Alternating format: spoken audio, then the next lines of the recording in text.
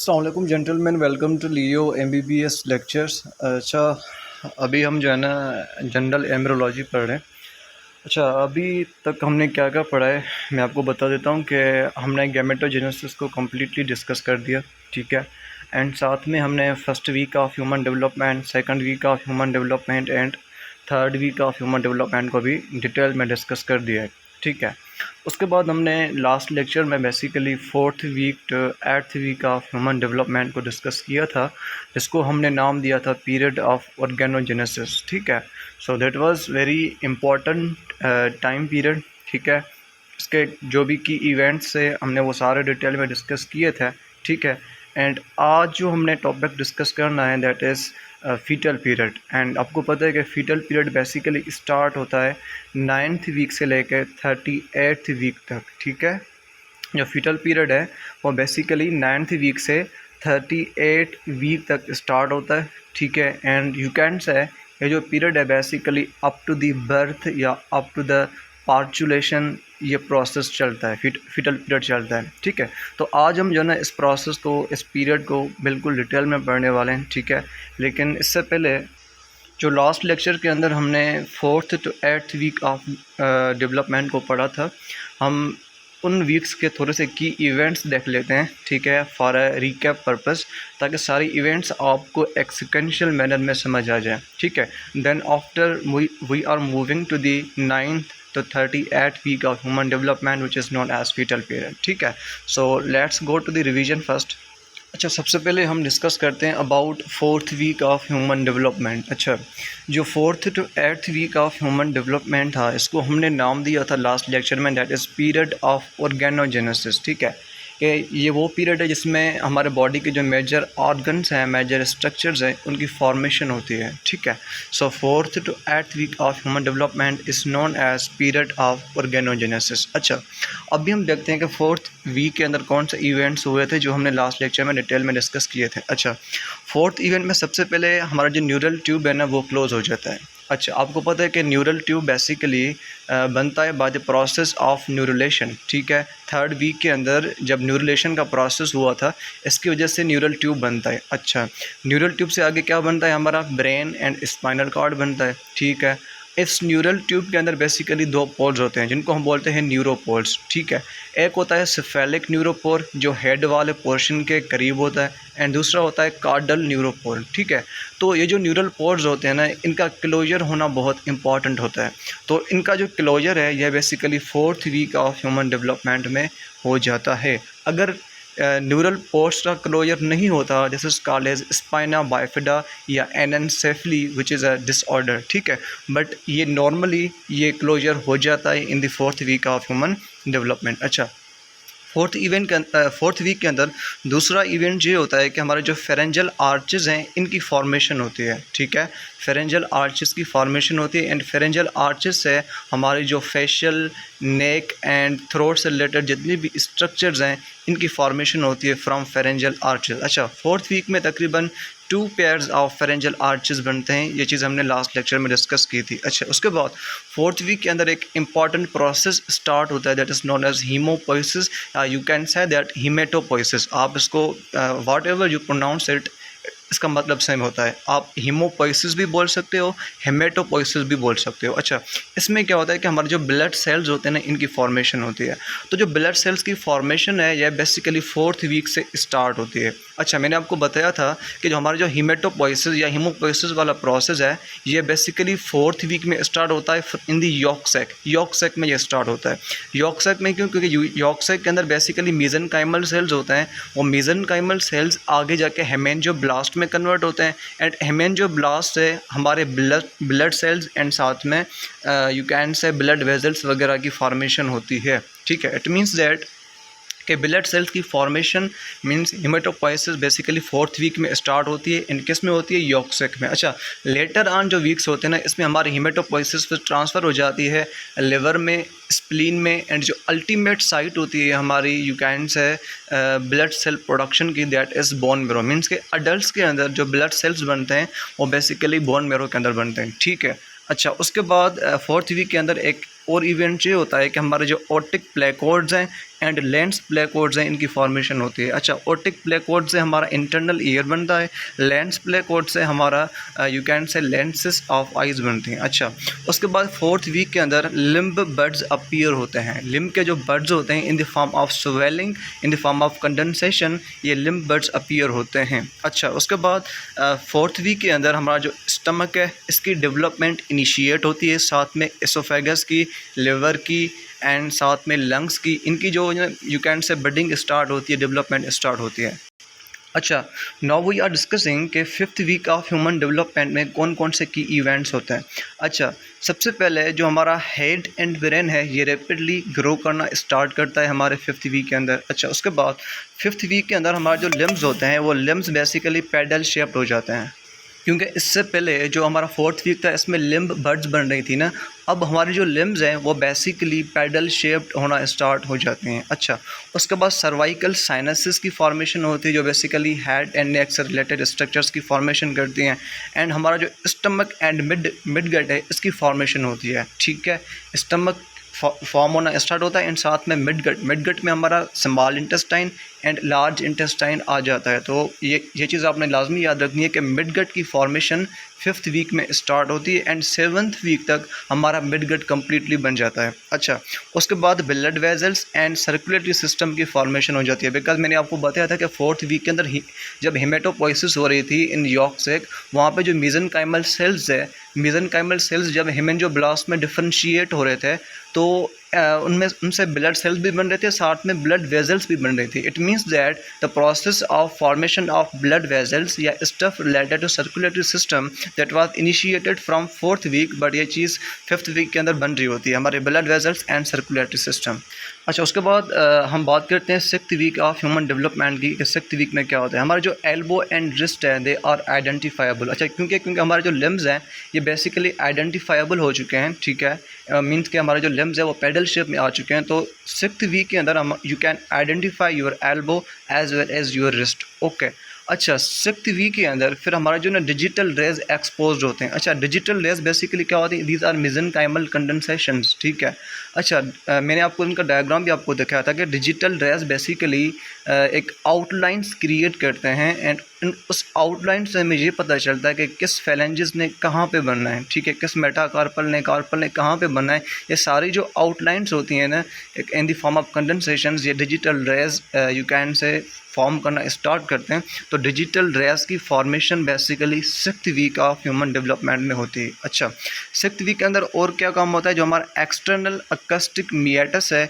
इसकी फॉर्मेशन होती है। एक्सटर्नल अकस्टिक मिएटस को हम एक्सटर्नल ऑडिटरी मिएटस भी बोलते हैं। ठीक है, अच्छा, यह बेसिकली क्या होता है, ये बेसिकली एक canal like tube like structure होती है जिसको हमने डायग्राम में देखा था, एंड मैंने आपको बताया था कि ये एक्सटर्नल ईयर से लेके टिम्पैनिक मेम्ब्रेन तक रन करता है। ठीक है, एंड मैंने आपको बताया था कि इसका काम ये होता है इस ट्यूब का कि जो साउंड वेव्स होती हैं ना उसको कलेक्ट करते हैं एंड कलेक्ट करके हमारे मिडिल ईयर तक ट्रांसफ़र करते हैं। मिडिल ईयर में क्या होता है, हमारा ईयर ड्रम या टिम्पैनिक मेम्ब्रेन, एंड जब साउंड वेव्स वहाँ पे स्ट्राइक करते हैं then process of hearing is started. ठीक है, तो हमारा एक्सटर्नल अकस्टिक मिएटस की फॉर्मेशन वहाँ पे होती है। एंड आपको मैंने बताया था कि इस ट्यूब के अंदर कुछ क्यूरिमिनस ग्लैंड्स होते हैं जो ईयर वैक्स की फॉर्मेशन करते हैं। ठीक है, अच्छा, उसके बाद आरिकुलर हाइलॉक्स की फॉर्मेशन होती है जो बेसिकली आगे जाके हमारा एक्सटर्नल ईयर और पिन्ना की फॉर्मेशन करता है। एंड मैंने आपको बताया था कि एक्सटर्नल ईयर के कौन कौन से पार्ट्स होते हैं, हमने इन चीज़ों को डायग्राम में देखा था,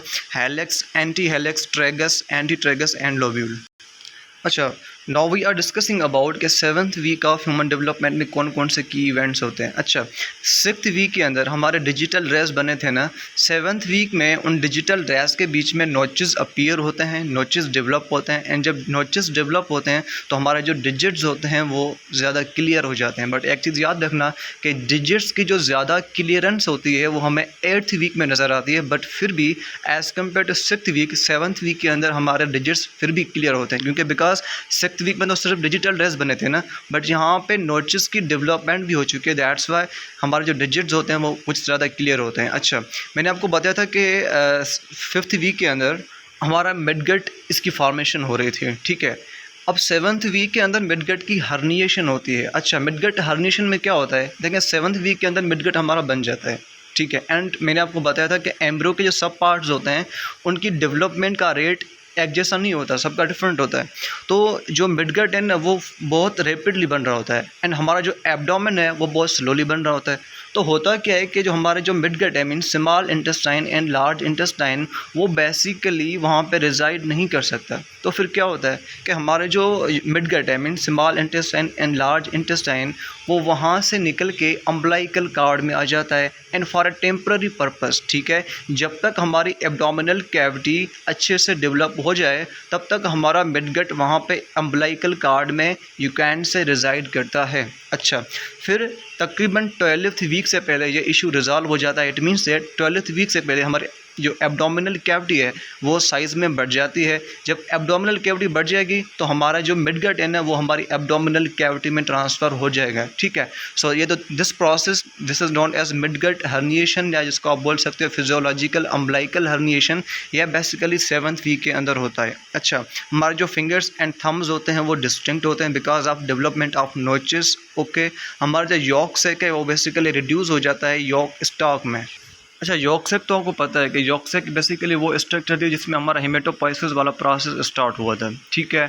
अच्छा, ये बेसिकली हमारा जो प्लेसेंटा है इसकी फॉर्मेशन से पहले एम्ब्रियो की न्यूट्रिशन वगैरह ये सारी चीज़ें ये प्रोवाइड करती है हमारी यॉक सेक। ओके, यॉक स्टॉक क्या है? यॉक स्टॉक को मैंने आपको बताया कि इसका दूसरा नाम होता है vitelline duct. Yolk stalk is also known as vitelline duct. यह बेसिकली हमारा जो मिडगट है, midgut means small intestine and large intestine, उसको कनेक्ट करके रखती है किसके साथ? यॉक सेक के साथ, ठीक है। तो ऐसी स्ट्रक्चर जो बेसिकली मिडगट को यॉक सेक के साथ कनेक्ट करके रखती है that is known as yolk stalk. अच्छा, उसके बाद जो 7th वीक है ना इसमें जो हमारे अपर लिम्स के बोन्स होते हैं उनकी ऑसिफिकेशन स्टार्ट होती है।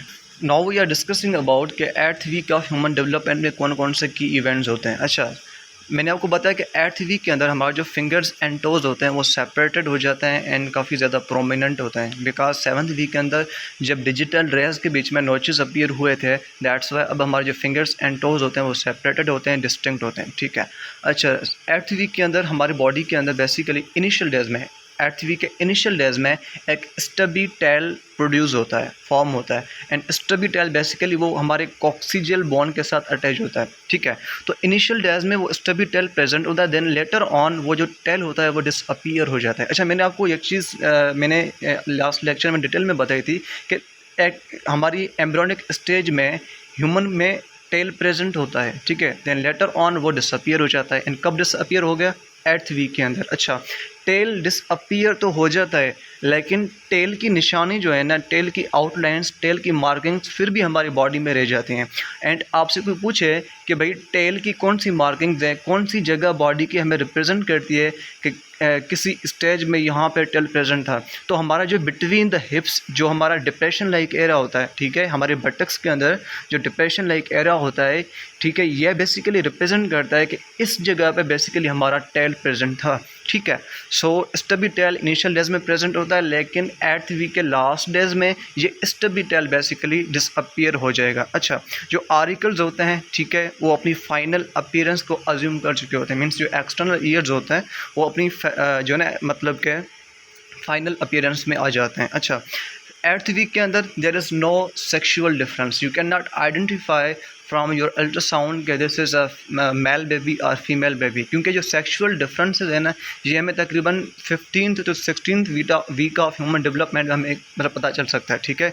जब बेबी 16 वीक में होता है ना तब we can identify either it is male और फीमेल। तो 8th वीक में ऐसा कोई सीन नहीं होता क्योंकि हमारी जो जेनिटल रिज होती है ना वो प्रॉपर डिफरेंशिएटेड नहीं होती, दैट्स वाई जो 8th week of human development है इसमें there is no sexual difference. अच्छा, उसके बाद जो फेशियल फीचर्स हैं वो बहुत ज़्यादा प्रोमिनेंट होते हैं। अच्छा, अब हम जो है ना बेसिकली मूव करते हैं 9th वीक से लेकर 38th week of human development, जिसको हमने फीटल पीरियड का नाम दिया था, ठीक है। तो अभी हम जो है ना फीटल पीरियड को डिस्कस करने जा रहे हैं। अच्छा, तो 9th to 38th week of human development it is also known as fetal period, ठीक है। मीन्स अब आप एम्ब्रियो को एम्ब्रियो नहीं बोलेंगे, अब आप इसको फीटस बोलेंगे, ठीक है। अच्छा, तो 9th to 12th वीक में क्या होता है कि हमारा जो इनिशियल डेज होते हैं ना 9th वीक है हमारे जो एरिथ्रोपोइसिस है या हेमेटोपोइसिस है वो बेसिकली लिवर में हो रही होती है इनिशियल डेज में। इनिशियल डेज के अंदर हमारे जो हेमेटोपोइसिस है वो बेसिकली लिवर में होती है। लेकिन जैसे ही हमारा 12th वीक ख़त्म होता है, क्योंकि हम 9th to 12th वीक इसको हम कंबाइनली पढ़ रहे हैं, ठीक है।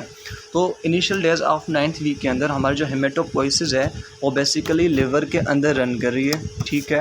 बट जैसे हमारा 12th वीक ख़त्म होता है तो हमारी जो हेमेटोपोइसिस है वो बेसिकली शिफ्ट हो जाती है, या एरिथ्रोपोइसिस जो है बेसिकली शिफ्ट हो जाती है स्प्लीन की तरफ। लेकिन मैंने आपको बताया कि इसने अल्टीमेटली जहाँ किधर है, इसमें अल्टीमेटली बोन मेरो के पास जाना है, क्योंकि ultimate site of blood cells production is bone मेरो स्पेशली इन अडल्ट, ठीक है।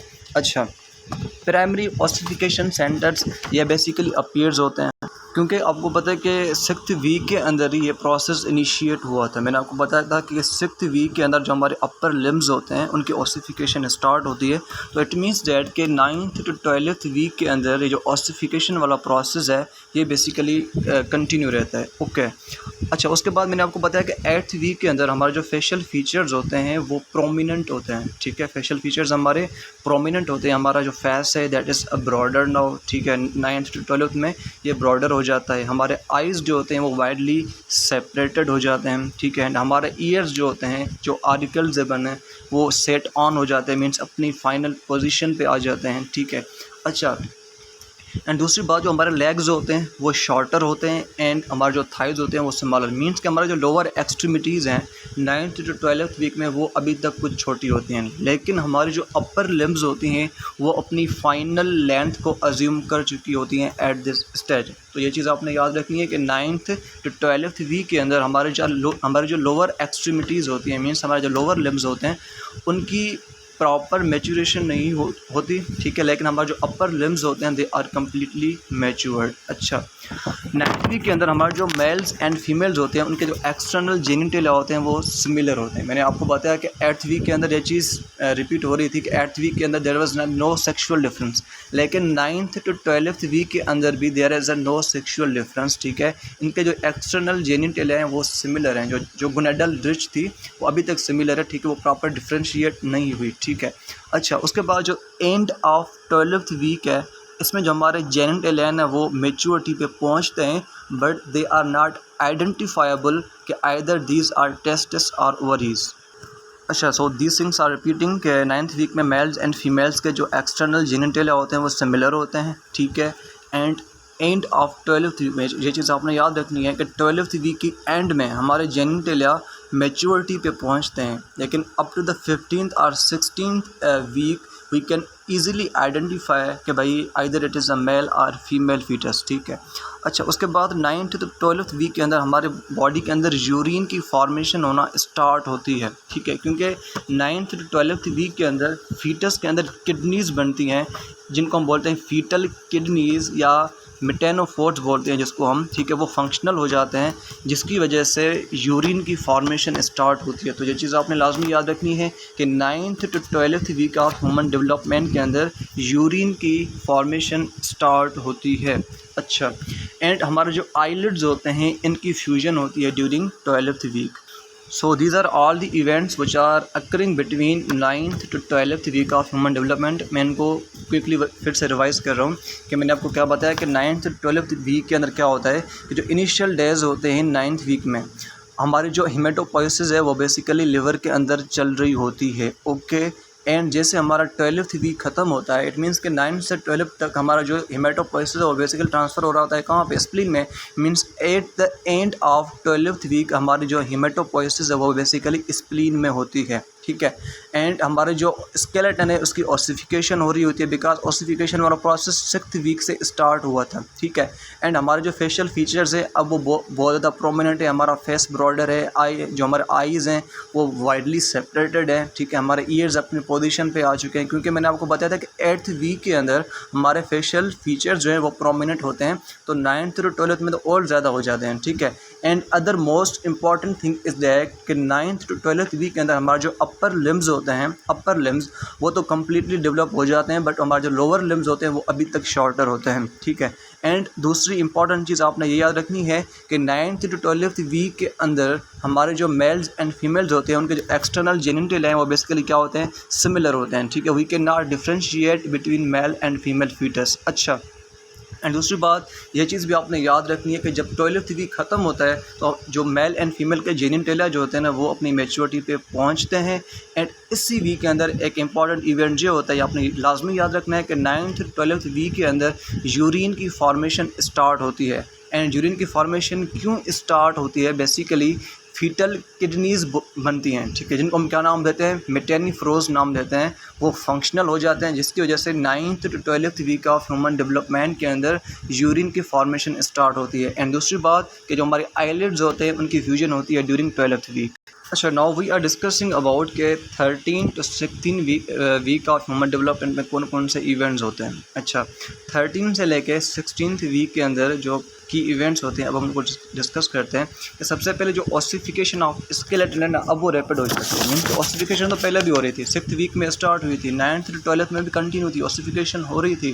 बट अब जो ऑसिफिकेशन है means the process of formation of bone, ये बेसिकली बहुत ज़्यादा रैपिड हो चुकी है। इट मीन्स दैट आपने ये चीज़ याद रखनी है कि 13 से लेकर 16 वीक के अंदर हमारा जो यू कैन से ऑसिफिकेशन वाला प्रोसेस होता है वो बहुत ज़्यादा रैपिड होता है। अच्छा, उसके अलावा हमारे जो ओवरीज होते हैं वो डिफ्रेंशिएटेड हो जाती हैं, उसके अंदर प्राइमोर्डियल फॉलिकल्स आ जाते हैं, ठीक है। एंड उसके बाद हमारा यू कैन से कि जो एक्सटर्नल ईयर्स होते हैं वो अपने डेफिनेटिव पोजीशन पे आ जाते हैं, ठीक है। फीटस की जो लेंथ है वो बहुत ज़्यादा ग्रो कर जाती है। अच्छा, उसके बाद इस ड्यूरेशन के अंदर मीन्स 13 से लेके 16 वीक के अंदर बेसिकली सेक्स डिफ्रेंसीशन होती है। Means we can identify now this is a male fetus और फीमेल फीटस, ठीक है। तो ये चीज़ आपने लाजमी याद रखनी है कि किस ड्यूरेशन के अंदर वी कैन आइडेंटिफाई कि दिस फीटस इज़ मेल और female, that is 13th to 16 week of human development. अच्छा, उसके बाद एक तो सेक्स की डिफ्रेंसीशन हो गई, मींस इस ड्यूरेशन के अंदर आप डिफ्रेंशिएट कर सकते हो कि this is a male fetus और फीमेल फीटस। अच्छा, उसके बाद जो 13 से लेके 16 वीक का ड्यूरेशन होता है इसमें जो हमारी आइज़ होती हैं ना वो एंटीरियर साइड पे आ जाती हैं। इससे पहले जो 9th to 12th वीक है इसमें हमारे आइज़ एक दूसरे से सेपरेट हुई थी, ठीक है, दे वर वाइडली सेपरेटेड। बट याद रखना कि इस ड्यूरेशन के अंदर 9th to 12th वीक में हमारी जो आइज़ की पोजीशन होती है that is basically एंटीरोलेटरल।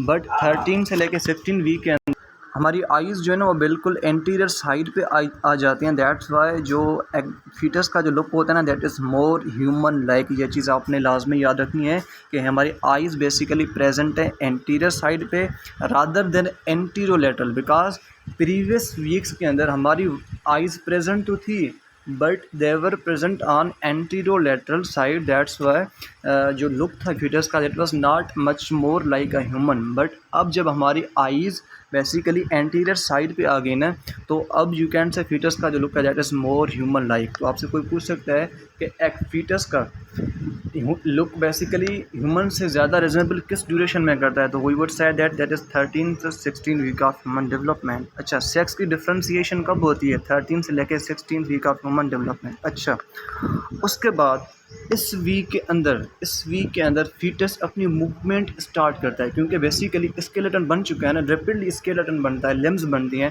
That's why मैंने आपको बताया कि 9th to 12th वीक के अंदर हमारे जो अपर लिम्स थी वो तो बहुत ज़्यादा यू कैन से डेवलप हो चुकी थी, लेकिन जो लोअर लिम्स थी वो डेवलप हो रही थी। बट इस ड्यूरेशन के अंदर 13 से लेकर 16 में जब ऑसिफिकेशन बहुत ज़्यादा रैपिड हो गई तो इस वजह से लिम्स की जो फॉर्मेशन है वो भी बहुत ज़्यादा रैपिड हुई। दैट्स वाई अब जो फीटस होता है ना वो अपनी मूवमेंट स्टार्ट करता है। लेकिन याद रखना इस स्टेज पे जो फीटस की मूवमेंट होती है ना दैट इज़ स्लोली, वो स्लो मूवमेंट होती है। दैट्स वाई मदर को इसकी मूवमेंट फील नहीं होती। आगे जाके जो हम वीक्स पढ़ेंगे स्पेशली हमारा जो 17th वीक होगा इससे 17th वीक से जो बेबी की मूवमेंट होगी वो बेसिकली मदर फील कर पाती है, लेकिन 13 से लेकर 16th वीक के अंदर जो फीटस की मूवमेंट है वो मदर फील नहीं करेगी। ये चीज़ आपने लाजमी याद रखनी है। अच्छा, उसके बाद इस वीक के अंदर बेसिकली 13 से लेकर 16 वीक के अंदर हमारा रेस्पिरेटरी सिस्टम जनरेट होता है, means basic lungs structures generate होते हैं इन the form of bronchial tree. So these were all the events which are happening in 13th to 16th week of human development। कौन कौन से हुए मैंने आपको बताया कि ossification of skeleton that would be rapid, ठीक है, वो रैपिड हो गई। ठीक है, उसके अलावा हमारे जो ओवरीज है, टेस्टिस है, इनकी डिफ्रेंसीशन हो गई। इट मीन्स दैट कि सबसे इंपॉर्टेंट इवेंट जो होता है कि 13 से लेकर 16 के अंदर कि हमारे जो सेक्स हैं उनकी डिफ्रेंसीशन हो जाती है। अच्छा, उसके बाद हमारे जो एक्सटर्नल ईयर्स होते हैं उनकी डेफिनेटिव पोजीशन बन जाती है। ठीक है, फीटस की जो लेंथ है वो बहुत ज़्यादा ग्रो कर जाती है। एंड सबसे इम्पॉर्टेंट चीज़ यह भी है कि इस इवेंट के अंदर मीन 13 से लेकर 16 वीक के अंदर हमारी जो आइज़ होती हैं वो लेटरल साइड पे नहीं बल्कि अब एंटीरियर साइड पे आ जाती हैं। दैट्स वाई जो फीटस का लुक है that is much more like a human. अच्छा, एंड मैंने आपको और क्या बताया कि बेसिकली इस इवेंट के अंदर 13 से लेकर 16 वीक के अंदर बेबी मूव करता है। क्यों मूव करता है? बेसिकली यहाँ पे ओसिफिकेशन बहुत ज़्यादा रैपिड हो रही थी। जब ओसिफिकेशन बहुत ज़्यादा रैपिड हो रही थी मीन्स लिम्स की फॉर्मेशन हो रही थी। जब लिम्स बन रहे थे तो ऑब्वियसली वो लिम्स मूव भी करेंगे ना। दैट्स वाई कि फीटस की मूवमेंट यहाँ पे स्टार्ट होती है, but this movement is so slow that's why mother can not feel this movement. अच्छा, उसके बाद इस वीक के अंदर रेस्पिरेटरी सिस्टम जनरेट होना स्टार्ट होता है, इनिशिएट होता है। बेसिक लंग्स स्ट्रक्चर बनती है जिसको हम क्या बोलते हैं? ब्रोंकियल ट्री बोलते हैं। Now we are discussing about के 17th to 20th week of human development के अंदर कौन कौन से की इवेंट्स होते हैं। अब हम उनको डिस्कस करते हैं। अच्छा, इस ड्यूरेशन के अंदर बेसिकली क्विकनिंग होती है। Quickening means strong fetal movement which is felt by mother. मैंने आपको बताया था कि 13 से लेके 16 वीक के अंदर बच्चा मूव तो कर रहा था but it was not felt by mother. ठीक है, बट 17 से लेके 20th week of human development में जब बच्चा मूव करता है, जो फीटस मूव करता है that is felt by mother. तो ये चीज़ आपने याद रखनी है कि माँ को कब पता चलता है about the movement of her fetus. तो during 17th 20th week of human development अब माँ को फील होगा बच्चे की मूवमेंट के बारे में। अच्छा, उसके बाद ग्रोथ ऑफ फीटस स्लो होती है बट जो ग्रोथ ऑफ लिम्स हैं वो रैपिड होती है। दैट्स वाई अब अचानक वो मूवमेंट कर रहा है, क्विकनिंग कर रहा है। अच्छा, उसके बाद इस वीक के अंदर ब्राउन फैट की प्रोडक्शन होती है। ब्राउन फैट बेसिकली क्या करती है? एक होती है white fat and brown fat. इसमें की डिफरेंस ये होता है कि वाइट फैट से एनर्जी बनती है। वाइट फैट से बेसिकली ग्लाइकोलाइसिस होगी, देन आफ्टर सेलुलर रेस्पिरेशन होगी, तो इससे आगे जाके एटीपीज़ में बनना होता है। ठीक है, लेकिन जो ब्राउन फैट है इससे एनर्जी नहीं बनती, लेकिन ब्राउन फैट से बेसिकली हीट की प्रोडक्शन होती है। दिस इज़ अ की डिफरेंस जो आपने लाजमी याद रखना है कि वाइट फैट से एटीपीज़ बनती हैं, एनर्जीज़ बनती हैं, लेकिन ब्राउन फैट से बेसिकली हीट की प्रोडक्शन होती है। अच्छा, ब्राउन फैट को एक और नाम देते हैं that is called as brown adipose tissue. तो brown fat is also known as brown adipose tissue. अच्छा, ये क्या करता है? ये बेसिकली हेल्प करता है नॉन शिवरिंग थर्मोजेनेसिस के अंदर। इट मीन्स कि ये हमारी बॉडी के अंदर हीट प्रोडक्शन में बहुत ज़्यादा हेल्प करता है। एंड ये जो ब्राउन फैट है ना, दिस इज़ सो इम्पोर्टेंट। ये बेसिकली बेबी को हाइपोथर्मिया से बचाती है। Hypothermia means low temperature, means cold environment से ये बचाती है। क्योंकि देखें, जो बेबी को पहले इन्वायरमेंट मिल रहा होता है ना माँ के पेट के अंदर, वो बेसिकली हॉट इन्वायरमेंट होता है। जब बेबी की बर्थ होती है तो outer environment, external environment is so cold. ठीक है, तो इस कोल्ड इन्वायरमेंट से बचाना किसका काम होता है? ब्राउन फैट का होता है। एंड ये ब्राउन फैट या ब्राउन एडिपोज टिश्यूज़ कब बनते हैं? 17 से लेकर 20th week of human development. तो ये चीज़ आपने याद रखनी है कि ये जो हमारी ब्राउन फैट है ये प्रिवेंट करती है किससे? यू कैन से हाइपोथर्मिया से when baby move from warm intra uterine environment to cold external environment. Means के जो हमारा एक्सटर्नल इन्वायरमेंट होगा बेबी के लिए वो कोल्डर होगा। जो इंटरनल इन्वायरमेंट था दैट वाज यू कैन से वार्मर इन्वायरमेंट। तो इसमें बेबी को हाइपोथर्मिया से बचाना किसका काम है? ब्राउन फैट का काम है, ठीक है। अच्छा, अब हम बात करते हैं कि ब्राउन फैट से हीट की प्रोडक्शन क्यों होती है, एनर्जी की क्यों नहीं होती। याद रखना कि ब्राउन फैट के अंदर एक तो माइटोकॉन्ड्रिया बहुत ज़्यादा होते हैं, एंड उन माइटोकॉन्ड्रिया के अंदर बेसिकली एक स्पेशल प्रोटीन होती है जिसको हम नाम देते हैं अनकपलिन प्रोटीन 1, ठीक है। जो बेसिकली हमारे ब्राउन फैट के माइटोकॉन्ड्रिया होते हैं, उसमें एक प्रोटीन होती है that is called as uncoupling protein 1, and uncoupled protein 1 basically heat production में बहुत ज़्यादा इंपॉर्टेंट रोल प्ले करती है। You can see in this diagram this is a baby जिसमें आपको ब्राउन फैट या ब्राउन एडिपोज टिश्यूज़ नज़र आ रहे हैं जो बेसिकली हाइपोथर्मिया से बेबी को बचाते हैं। जब बेबी माँ की बॉडी से बाहर आता है, इंट्रायूट्राइन लाइफ से बाहर एक्सटर्नल इन्वायरमेंट में आता है, तो हाइपोथर्मिया से बचाना इस ब्राउन फैट का बहुत इंपॉर्टेंट रोल होता है। And once again I am repeating कि ब्राउन फैट बेसिकली हीट की प्रोडक्शन क्यों करती है? वो इसलिए करती है कि ब्राउन फैट के अंदर बहुत ज़्यादा एक तो माइटोकॉन्ड्रिया होते हैं, इसको ब्लड सप्लाई बहुत ज़्यादा होती है। तो इसके जो माइटोकॉन्ड्रिया होते हैं ना, उन माइटोकॉन्ड्रिया के अंदर एक स्पेशल टाइप ऑफ प्रोटीन होती है जिसको हम UCP1 भी बोलते हैं या uncoupling protein 1। I am repeating, UCP1 और अनकपलिन प्रोटीन 1, जिसकी वजह से हीट की प्रोडक्शन होती है बेबी के अंदर। अच्छा, अब हम बात करते हैं कि और कौन से रिमेनिंग इवेंट्स होते हैं during 17th to 20th week of human development. अच्छा, इस वीक के अंदर एक और मटेरियल बनता है जिसको हम बोलते हैं वर्निक्स कैसियोसा। ये चीज़ यहाँ पे विजिबल नहीं है, मैंने स्लाइड में थोड़ा सा शिफ्टिंग होगी, दैट्स वाई यहाँ पे विजिबल नहीं है, बट इस चीज़ को हम डायग्राम में भी देखेंगे कि now we are discussing about vernix caseosa, जो बेसिकली 17 से लेके 20th week of human development के अंदर बनती है, ठीक है। अच्छा, ये जो वर्निक्स कैसियोसा है ये बेसिकली क्या है? Creamy and cheese like material.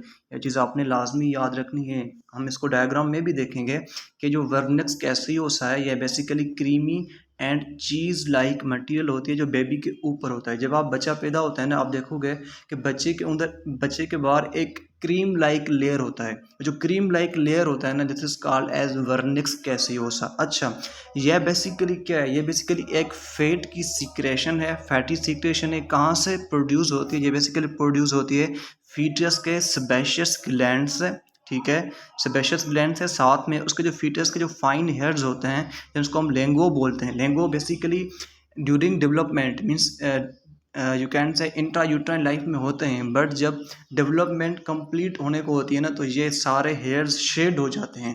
ये चीज़ हम आगे पढ़ेंगे, लेकिन अभी भी मैं आपको बता रहा हूँ कि जो लेंगो हैं बेसिकली ये फाइन फीटल हेयर्स होते हैं। ये ड्यूरिंग डेवलपमेंट मीन्स अभी हम 20th week of human development पढ़ रहे हैं, अभी तक तो ये प्रेजेंट होते हैं, लेकिन लेटर ऑन वीक्स के अंदर ये शेड हो जाते हैं, ठीक है। तो ये जो वर्नेक्स कैसियोसा है ये बेसिकली एक तो फीटल सेबेशियस ग्लैंड से बनती है, ठीक है, एंड साथ में ये जो लेंगो हेयर्स होते हैं ये भी इसका सीक्रेट करते हैं। हमारे जो डेड एपिडर्मिस है ये भी बेसिकली वर्नेक्स कैसियोसा को सीक्रेट करते हैं। सबसे पहले हम वर्नेक्स कैसियोसा को डायग्राम में देखते हैं, देन आफ्टर इसकी फर्दर डिटेल्स को पढ़ते हैं। Okay, you can see here this is a diagram of new born baby, ठीक है। ये आपको न्यू बॉर्न बेबी नज़र आ रहा है, ठीक है। इसके ऊपर जो आपको ये creamy and cheese like material नज़र आ रहा है this is called as vernix caseosa. अच्छा, ये बेसिकली मैंने आपको बताया कि कहाँ से प्रोड्यूस होता है। ये बेसिकली फीटस के जो सेबेशियस ग्लैंड्स होते हैं इससे प्रोड्यूस होता है, एंड साथ में जो एम्ब्रियोनिक स्टेज में लेंगो हेड्स होते हैं उनसे प्रोड्यूस होता है, एंड फीटस की जो ऊपर वाली एपिडर्मिस है इससे ये बेसिकली प्रोड्यूस होता है। अच्छा, इस वर्निक्स कैसियोसा का मोस्ट इंपॉर्टेंट फंक्शन ये होता है कि ये फीटस को बेसिकली प्रोटेक्ट करता है। अच्छा, किस तरह से प्रोटेक्ट करता है कि ये बेसिकली एमनियोटिक फ्लूइड जो होता है ना, it can rub the skin of fetus. जो एमनियोटिक फ्लूइड होता है ये basically you can say fetus की स्किन को डैमेज कर सकता है, बट याद रखना ये जो बेसिकली वर्निक्स कैसियोसा है ना ये बेसिकली इस डैमेज से फीटस को बचाता है। एंड दूसरी बात कि इस वर्निक्स कैसियोसा के अंदर कुछ एंटी माइक्रोबियल पेप्टाइड्स होते हैं जिनको हम बोलते हैं लैक्टोफेरेंस, डिफेंसेंस, लाइजोसोम्स। ये बेसिकली फीटस को इन्फेक्शन से बचाते हैं। So this is so important for a newborn baby, ठीक है। एंड इसकी कंपोजिशन में 80% वाटर होता है, 10% लिपिड्स होते हैं, 10% प्रोटीन होता है, ठीक है। So that was all about vernix कैसियोसा।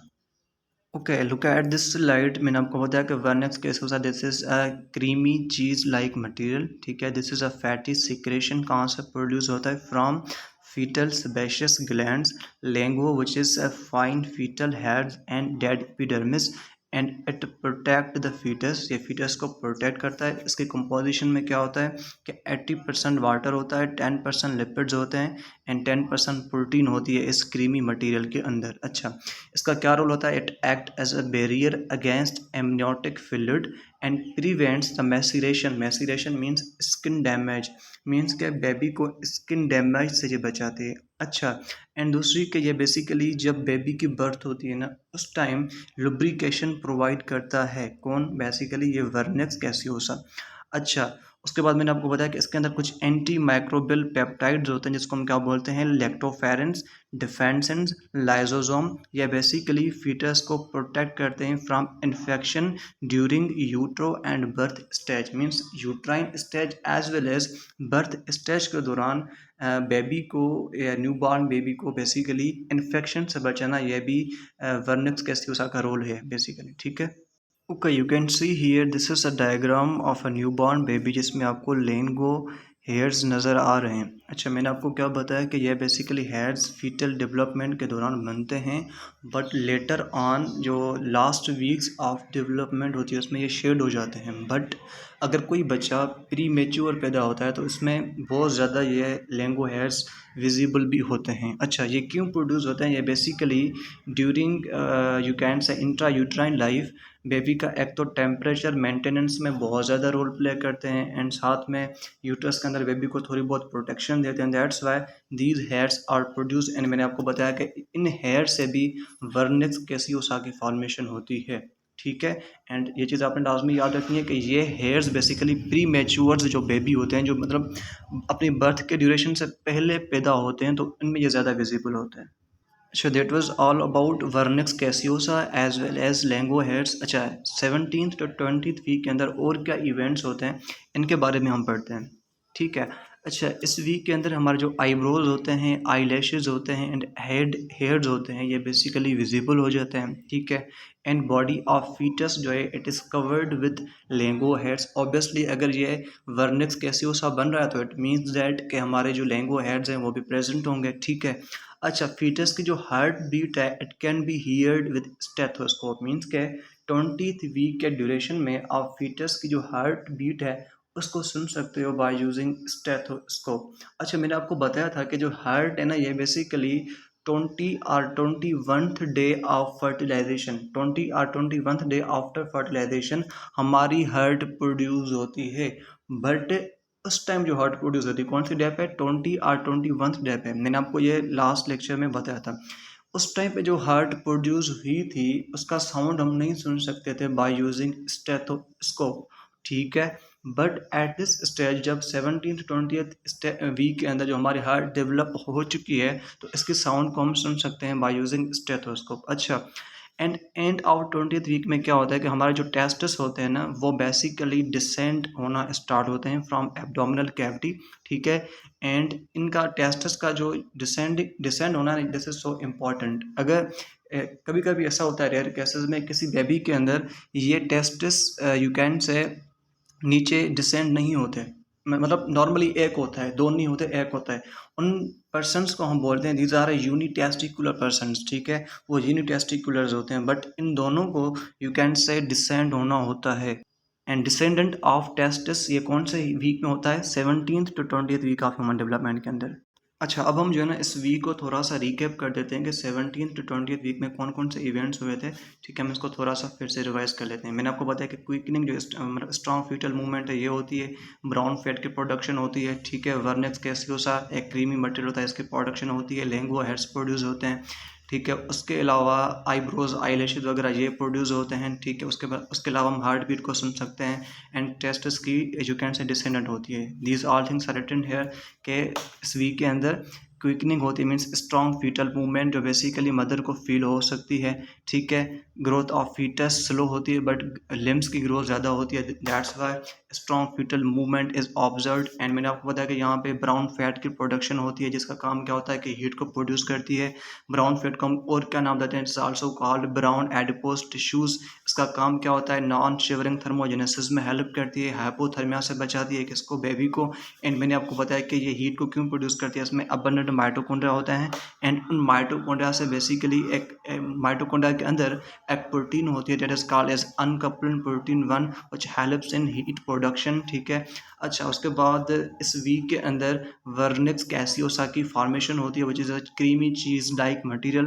कहाँ से प्रोड्यूस होता है, which is produce from sebaceous glands of fetus, lanugo hairs and dead epidermis. इसका काम क्या होता है कि ये फीटस को प्रोटेक्ट करता है, स्पेशली किससे, जो एमनियोटिक फ्लूइड होता है ना, it can rub the skin of fetus. तो इस रबिंग से, मेसिलेशन से कौन बचाता है फीटस को, दैट इज बेसिकली इस वर्निक्स कैसियोसा। अच्छा, उसके बाद इसकी कंपोजिशन में 80% वाटर होता है, 20% लिपिड्स होते हैं, 10% प्रोटीन्स होते हैं। अच्छा, उसके बाद मैंने आपको बताया कि ये बेसिकली लुब्रिकेशन प्रोवाइड करते हैं ड्यूरिंग बर्थ। एंड इसके अंदर एंटी माइक्रोबियल पेप्टाइड्स होते हैं, लैक्टोफेरेंस, डिफेंसिन एंड लाइसोसोम, जो बेसिकली इन्फेक्शंस को बचाते हैं ड्यूरिंग बर्थ और ड्यूरिंग इंट्रायूट्राइन लाइफ। अच्छा, 9th वीक से लेकर 20th वीक तक हम जो है ना डेवलपमेंट प्रोसेस को कर चुके हैं। बाकी जो रिमेनिंग यू कैन से वीक्स ऑफ डेवलपमेंट है उसको हम नेक्स्ट लेक्चर में डिस्कस करते हैं।